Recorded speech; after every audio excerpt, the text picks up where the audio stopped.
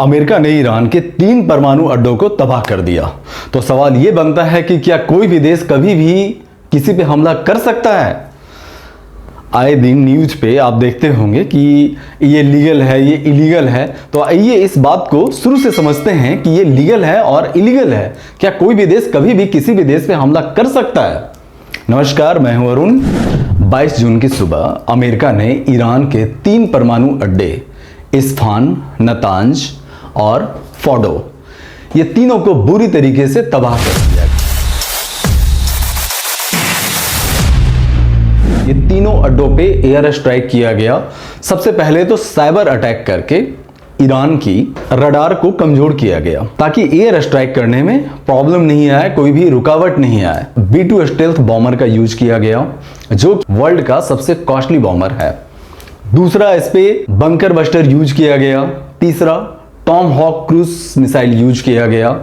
और ये तीनों वर्ल्ड का काफी नामी मिसाइल है, बॉम्बर है। वैसे तो ईरान ने कहा है कि भाई ये सारे हमले से बहुत ज्यादा मेरा नुकसान नहीं हुआ है, क्योंकि 65% यूरेनियम हमने पहले ही किसी और अड्डे पे छुपा दिया था। चूंकि इस बात की आशंका हमें पहले ही थी कि ऐसा कोई हमला होगा और ये तीनों जगह पे होगा। इस ऑपरेशंस का नाम ऐसे रखा गया था मिडनाइट हैमर। और इस पे अभी तक जो है इसकी आलोचना चीन ने किया है, रसिया ने किया है, लेकिन वहीं भारत, फ्रांस और जर्मनी अभी तक इस पे किसी तरीके का कोई आलोचना नहीं किया है। तो क्या कहता है अंतर्राष्ट्रीय कानून इसके बारे में कि ये सही है और गलत है? आइए समझते हैं इस बारे में।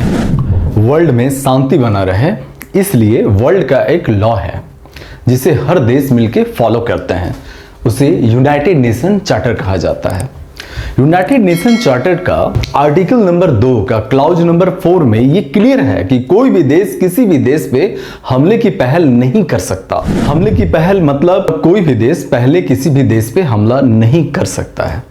और अगर ऐसा करता है तो आर्टिकल 51 उसे ये इजाजत देता है कि वो सेल्फ डिफेंस में उस देश के ऊपर जवाबी कार्रवाई में वो हमला कर सकता है। लेकिन इस बात की इंफॉर्मेशन यूनाइटेड नेशन को देना होता है।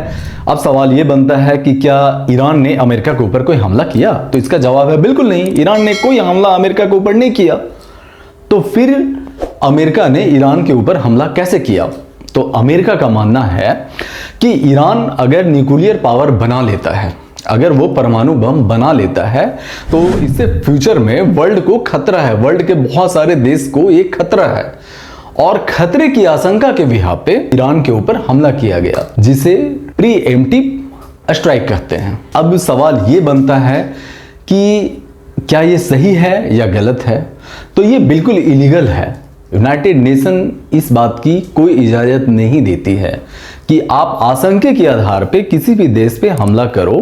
ये बिल्कुल लीगल नहीं है, ये बिल्कुल इलीगल है। और ईरान इस बात के लिए इंटरनेशनल कोर्ट जा सकता है। अब बात ये है कि इस बात का आगे क्या फर्क पड़ने वाला है हमारे देश के ऊपर, वर्ल्ड के ऊपर।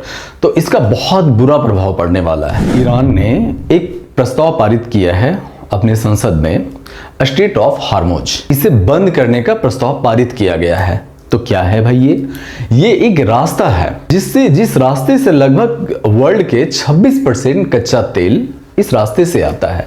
और इस रास्ते को बंद कर देने का मतलब है कि स्पेशल भारत और अमेरिका में तेलों की किल्लत हो जाएगी। मतलब तेल का प्राइस बहुत ज्यादा बढ़ जाएगा। तो तेल का प्राइस बढ़ने का मतलब है कि महंगाई बहुत ज्यादा बढ़ जाना।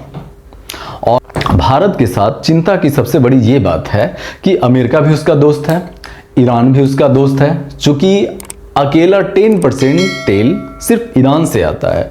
और इजराइल भी दोस्त है, चूंकि इजराइल हमारा डिफेंस पार्टनर है। इजराइल से बहुत सारा हथियार आता है और ड्रोन वगैरह बहुत सारी चीजें आती है।